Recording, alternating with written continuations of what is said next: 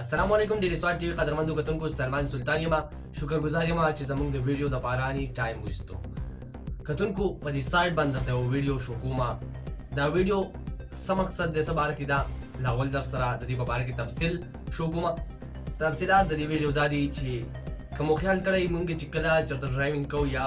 چرته په گاډي روان یو یا چرته په موټر سایکل باندې روان یو او په دې کې زموږ سره چرته بل گاډي والا ټکراو شي مونږ اکسیډنټ نه کړو خو کوم خیال کړی نو ټکراوېده پکې راځي د کسی په مخه راځي اکثر بل ګاډي والا غلطي وکړي یا زموږ نه غلطي وشي او لږ ټکراو راشي د هغې د وجې نه مونږ ډېر په غوسه کې راشو کوم خیال کړی مونږ په خپله باندې د ګاډي نه کوشو او ډېر په غوسه کې یو په بل کس پسې ورشو ډېر په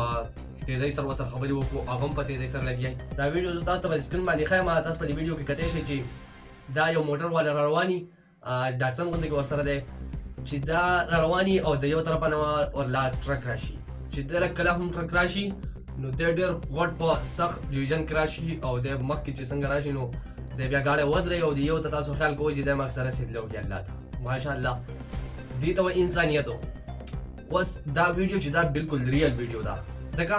چې دا یو کیمره کې ریکارډ شوی ده دا د فلمونو یو سین نه دی دا بالکل ریل ویډیو ده د دې په باره کې ما معلومات هم حاصل کړي دي چې دا بالکل ریل ویډیو ده نو تاسو په دې ویډیو کې دا ویډیو سره زه بیا شو کوم تاسو دا ویډیو کتلی شئ چې په دې کې دا ډاکسن والا چې کوم دی نو دا باندې دا ټرک والا پرې راشي او دی ټکراو شي نو دا شی نه کوي زموږ په شانې کار نه کوي چې یاره اوس ستا غلطي وه او دا ته ما باندې ولې دا ګاډی راوویستو لکه غلطي دې کړې ده او دا قسم مسلې پکې راځي نو تاسو د دې ورور دا ویډیو ورکته چې دی څنګه ګاډي نه کوږ شي نو لاول سیده وږي نو موږ ټولو له پکار ده چې کله هم داسې قسم ډیسیژن راشي په موږ باندې نو موږ له پکار ده چې موږ د الله شکر ادا کړو ځکه چې موږ ته په هغه اکسیډنټ کې دومره نقصان نه وي راغلی رسېدلی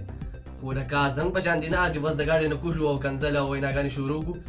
نو موږ له داسې نه ده پکار ویډیو مو خوښه شوې ویډیو مخکې شیر کړئ ویډیو لایک کړئ کمنټ ورته وکړئ ښه ښکلی